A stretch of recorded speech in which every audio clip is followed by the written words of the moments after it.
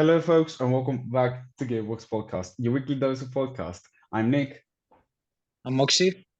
and we are back after a long period of breaks because we had some stuff going on in our lives, and we are finally back with the podcast with some improvements, of course, and we are here for the Silverstone circuit, the Formula One British Grand Prix, a Grand Prix which many are a fan of. It's a great circuit with much history, as it has been the first ever Grand Prix in the Formula One World Championship since 1950. And it's a circuit that has changed a lot through the years. It's been, of course, a World War II base that was changed into a race circuit. And since then, it's been hosting most of the times a Formula One circuit every year since 1950. Moxie, what can you tell us about, though, all this time that we haven't talked about the podcast? We've missed many Grand Prix. Let's have a small recap. So we all know that we stopped making videos at Miami. So there've been 4 total races that we have lost and not making previews. But I'm here for you to make a recap of all what happened. So at Monaco, Max Verstappen won quite luckily because Fernando Alonso had a moment there with the pit stop, and unfortunately, due to his pit stop, changing his tires from to slicks instead of intermediates, cost him the first place, and that's why Max Verstappen won. Alpine got its first podium after 2021 with Ocon being at P3, Merckx down to P4 and P5, Ferrari struggling, raining in the middle of the race, and Checo struggling as well. It was quite an interesting race in which we are going to talk at the end of the Formula One season when we are going to make the whole review of the season. Now let's go to Spain. Max Verstappen absolutely flying. P1, of course, he won. Merckx showing efficiency after their upgrades. George Russell and Charles Leclerc struggling at the qualifying sessions, and Aston's struggling as well, which was quite unpredictable, to be honest. And yeah, Checo recovered from P20 to P4, which was quite remarkable. In the Canadian Grand Prix, though, Checo struggled again at qualifying session. It was a rainy qualifying session, so it was quite difficult for most of the drivers to go to Q3, but some of them managed. And the qualifying that we did not expect it at Q3 was Alexander Albon with a really good strategy from Williams. And Alonso overpassed Lewis Hamilton for P2, Ferrari getting itself together after quite a lot of bad performances, and Russell DNF. And finally, at the Austrian Grand Prix, Checo struggled again at qualifying. What the performance from Checo has been after we had the break from YouTube, as he struggled all the way to Q3. Most of the times at the 4 races, we have not made any previews. Verstappen dominated. 12 drivers got time penalties. It was quite a shocking, race. But overall, it was quite entertaining, and most of the drivers had also struggles with the time, with the track limits. Hamilton complaining, and that hilarious moment when Toto told him that the car is bad, please drive it. What do you have to comment on this, Nick? Well, of course, just like you said about all the Grand Prix, I will completely agree with you. I will also add that unlike Max Verstappen, Checo Perez in the same car, let's say, we don't really know that if Max has some upgrades that Red Bull doesn't have given yet Checo, but Checo has been really struggling. He hasn't really shown up to the task, and he hasn't been into Q3 for the last 4 races in a row. And ever since Miami, he is looking like he's in a bit of a struggle. And unlike Max, which he's absolutely flying. And I will also add that pretty much the top team at the moment is Red Bull.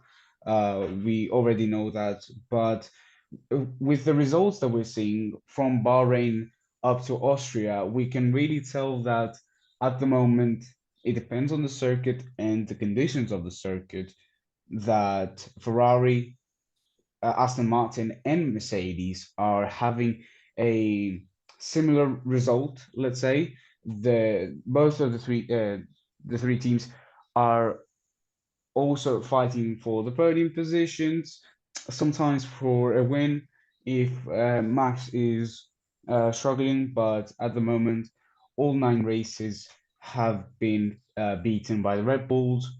Either it's Checo Perez or Max Verstappen.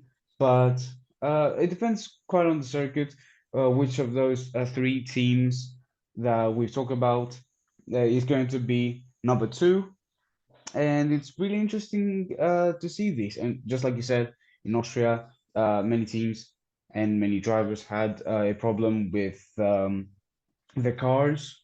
We saw new upgrades in Monaco from Mercedes, and we were expecting some better results from now on for Mercedes, but it's not looking good for them. They brought new upgrades. They changed the whole concept of the car, and it hasn't really worked out. But you never know. They are really good, let's say, in slow corners. I think we can say that. And of course, with McLaren, who had Lando Norris with a great P4 in Austria, they got a pretty good result with upgrades. Of course, Oscar Piastri hasn't driven with the upgrades yet, but now in Silverstone, he will have the same upgrades as Lando, and we're going to see the Australian space as well. Hopefully, he's going to bring good results just like Lando, and maybe they could fight for some good positions from now on. Moxie, back to you.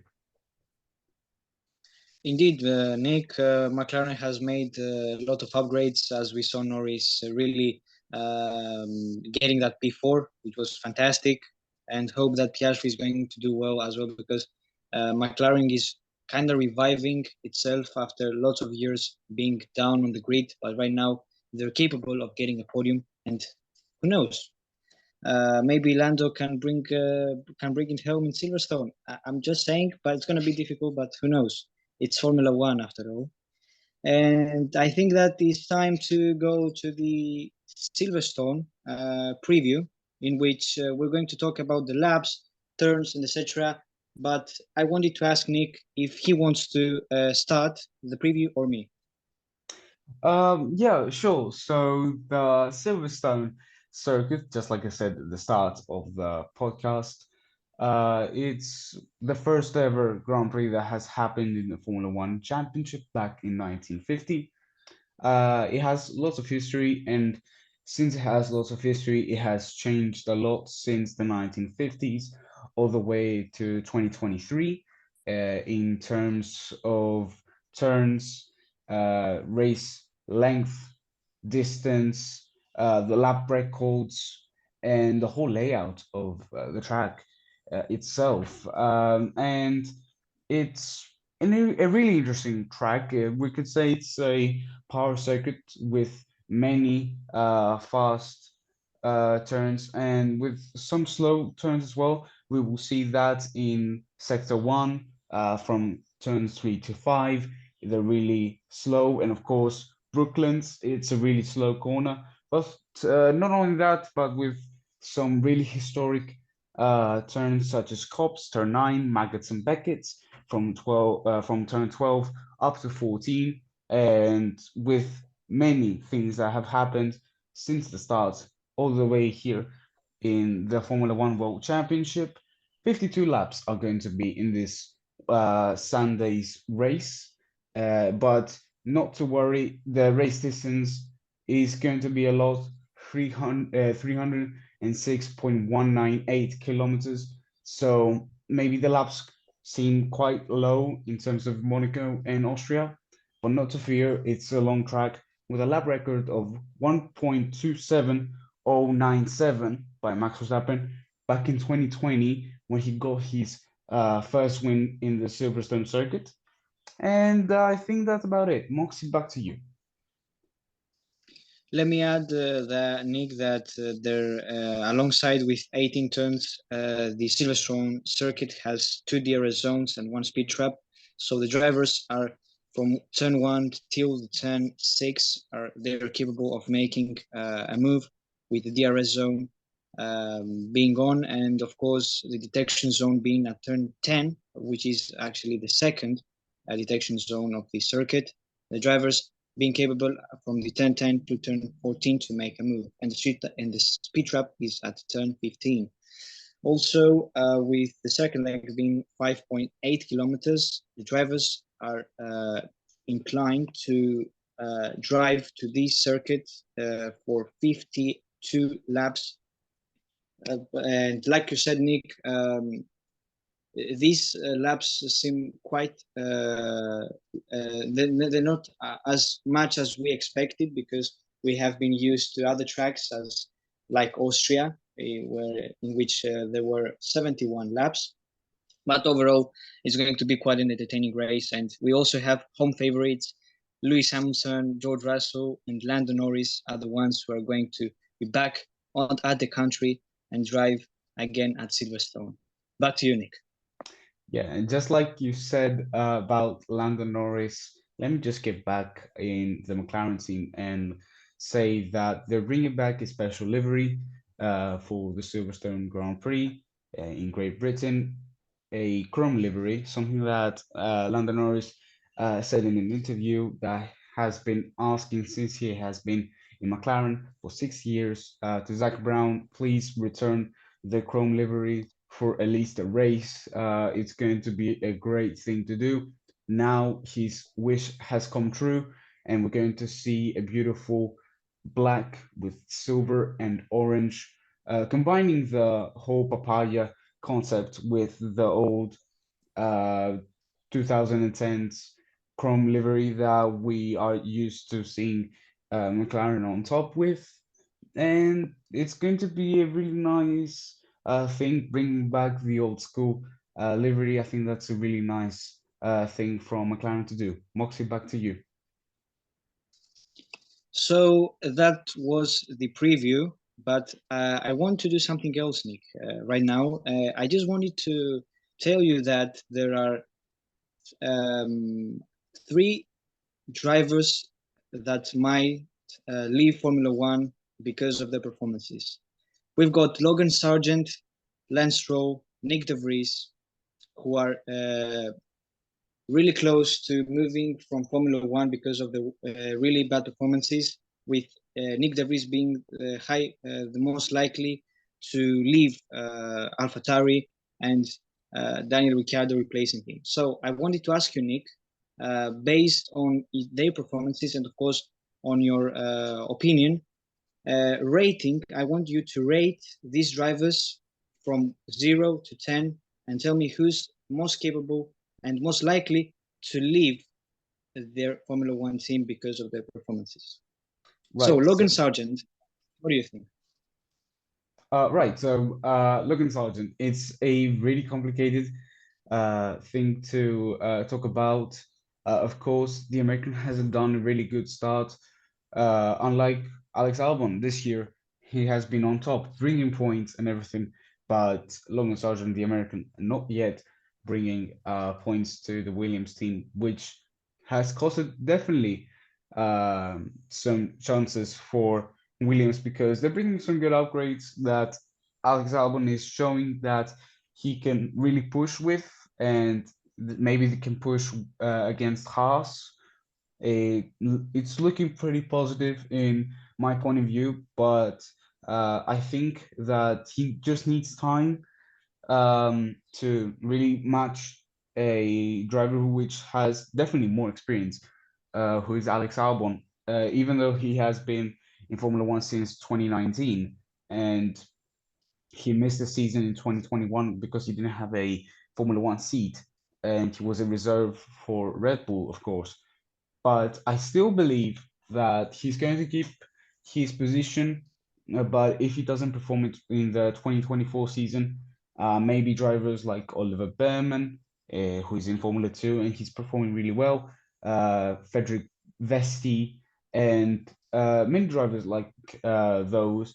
Of course, we have the other American in Formula 2, Jack Crawford. They're performing really well in Formula 2 at the moment, and we might see them getting the place of Logan Sargeant. So I'm gonna say it's a 3 out of 10 in possibility for Logan Sargeant. And of course, moving on Nyck De Vries, I would just say that there's a big possibility. He's not performing really well. Of course, the car is not the best. I think you can pretty much see that it's dead last in terms of performance, and that's pretty bad for the team from, let's say, the descent of Red Bull and the second team of Red Bull. And I don't really think that Nyck De Vries is going with the same performance as Yuki Tsunoda, which at the moment he's really doing a pretty good job, let's be honest. So, and of course, just like you said with Daniel Ricciardo having a really good chance on getting the place of Nyck De Vries, I would probably say it's a 8 out of 10. Maybe Nyck De Vries is not going to be with us the next season. And of course, you said Lance Stroll, but I will personally disagree with you because we've seen that wherever Lawrence goes, Lance goes. And since Lawrence is still in Aston Martin, I don't really think that Lance is going to go.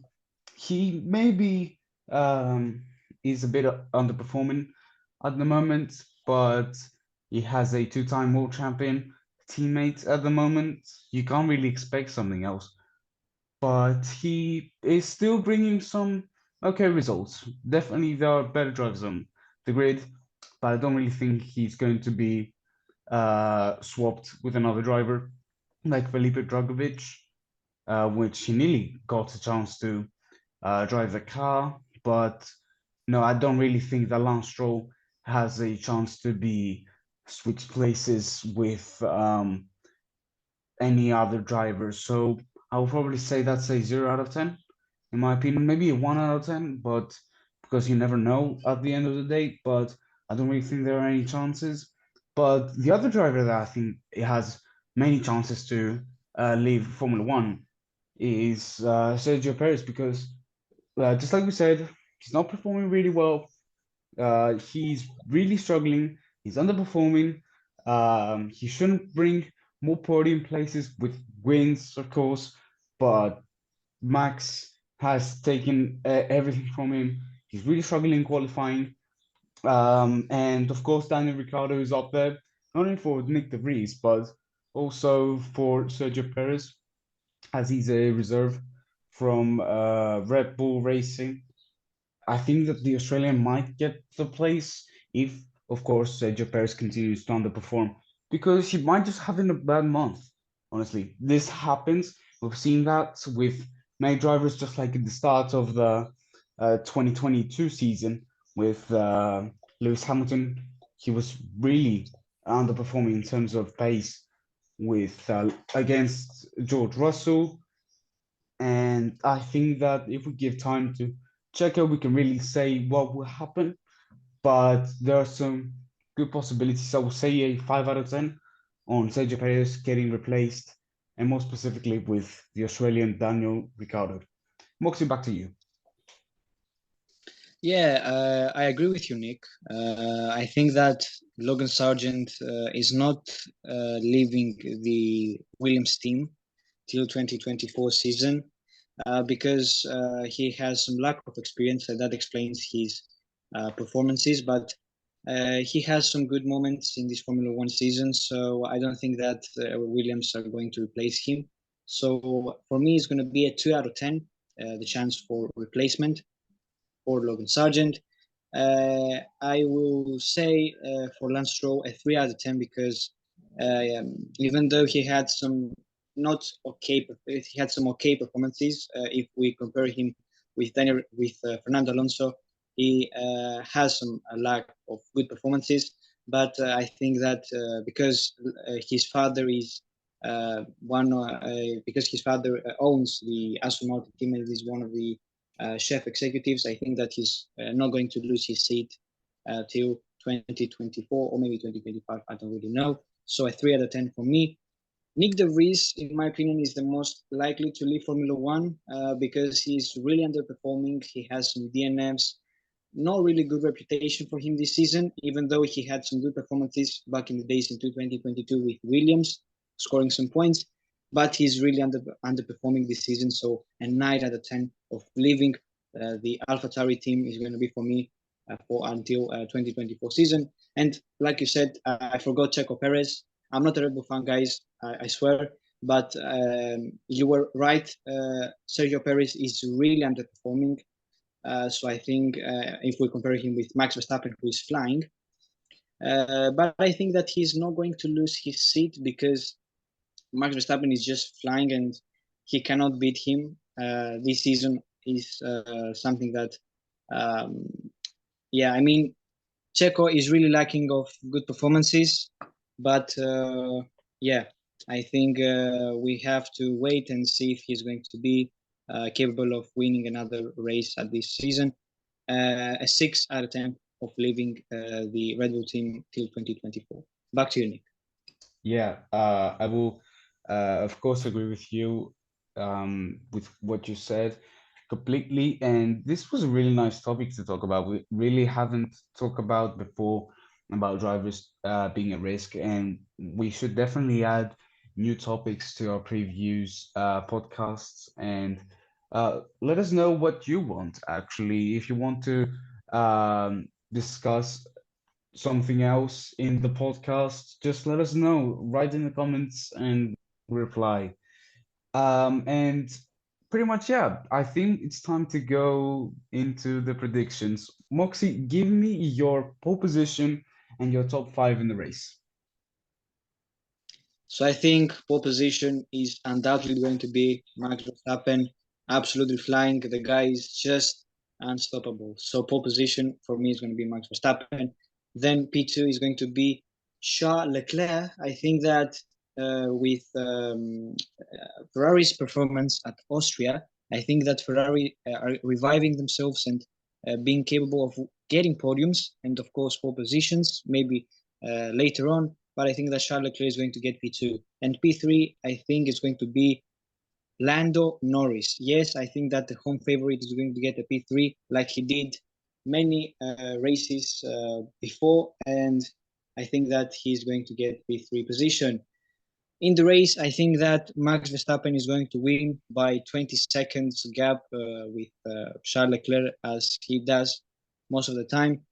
Charles Leclerc is going to be P2, and I think P3 is going to be George Russell. I think that Lando is not going to be capable of protecting the podium, and I think that P3 is going to go to home favorite George Russell. P4 is going to be Lewis Hamilton, another home favorite, with Mercedes being really strong, and P5 is going to go for Fernando Alonso with Aston Martin struggling at the race, which is my prediction, and I think that he's going to only get a P5. What are your predictions, Nick? Well, before I say my predictions, let me just comment on your predictions. You have five different teams in the top five, which is wild, and I hope we see that. But yeah, and the podium about Lando Norris is my wet dream at the moment. And it's something I really want to see, but the possibilities are, I don't really want to say low, but I don't think at the moment we have good chance about McLaren getting a better result. They're showing good pace, of course, but for a podium, I don't really know. But it sounds really good. So just like you said, pole position, I think, and also the win is going to go to Max Verstappen. He's going to dominate this weekend. He's going to have a really good race too, with a good gap to P2, who is going to be Carlos Sainz. I think we've seen the Ferrari in performance in these sort of circuits. Of course, the Silverstone, we can say that really appeals to Austria, and we saw Ferrari's performance in this type of circuit. So I'm going to say Carlos Sainz into P2, and of course, Charles Leclerc, the other Ferrari, into P3. Again, the Spaniard, I think he's going to bring a good result in the race that last year was his first ever pole position and win. But at the moment, I don't really think it's going to be much more than a podium for him this year, since we have a Red Bull that's really performing really well. And of course, we don't really know if that's illegal or not, but I'm going to ask your opinion on that in a bit. P4, I think, is going to go to Lewis Hamilton. He's shown a really good results since ever. Actually, it's a really good circuit for him. I think he really feels the whole home race feeling, and I think it's going to bring a good result. And P5, I think, will go to Lando Norris. The upgrades are looking good. I don't really think it's going to be a podium, but a P5 result for Lando Norris is going to be for me. Moxie, back to you. Okay, so Nick, let's just focus a bit on what you said about the whole illegal thing about Red Bull dominating. I really don't think that the FI is going to do something about it, because I mean, the fans are not really interested in this season because of Red Bull dominance, and F1 is really losing money and all the stuff, because more and more people get bored of the Red Bull dominance. But let's not forget what happened a few years ago with Lewis Hamilton dominating for a lot of years, being at the first place, and the same guy, Lewis Hamilton, is complaining at the moment because of Max Verstappen's dominance. And I mean, I also agree with Luis. I don't want to see the same driver over and over again at the same position, at the first position. But this is sometimes Formula One. You have to go by its way of functioning. Sometimes the cars find upgrades and they become better than the other cars. So I don't think that Luis should complain, and just see what the things are going to be in the near future, with, I think, Max Verstappen dominating over till 2026, in which we are going to have regulations. So in conclusion, I don't think that FIA are going to do anything, or maybe reducing the cost cap. I don't really think that they're going to do anything in order to damage Red Bull's reputation of this season. But what do you think, Nick? Do you think that FIA are going to do something, or they're going to let Red Bull become the first team of winning the 23 Grand Prix in a row? What do you think? Well, I will firstly comment on what you said at the end, the 23 Grand Prix wins, which it 22. seems that, yeah, exactly, because in Shanghai, which is really sad as well. And we're talking about this before the podcast, if you're wondering. I believe that it's not an illegal car. We have Andrew Newey in the aerodynamics department of Red Bull. He's doing a really good job. I don't think it's illegal. And of course, McLaren are the second team that are following the same concept as Red Bull, and we're seeing the upgrades are huge at the moment. So I'm not really saying it's illegal. I think they're following the perfect amount of detail to not surpass the whole problems that they might have in terms of legality. But at the moment, it's looking pretty good to me. Same with McLaren, with Mercedes in the 2020 season. They had a better car. They succeeded really well that season. But is it going to be a 22 races wins for Red Bull? I don't really think so, because uh, sometime this year we will see Max Verstappen underperforming or having a DNF, something will happen, and we will see a Ferrari or an Aston Martin or a Mercedes being on top, and will take one win at least this year. And of course, Sergio Perez not performing well, I believe we're not going to see 100% win rate for Red Bull this year. And yeah, I think that's about it. Yep. So, So we hope you enjoyed this podcast. It's been a while. And yeah, so it's been Nick, it's been Moxi. and we'll see you guys for the next one. See ya. See you guys.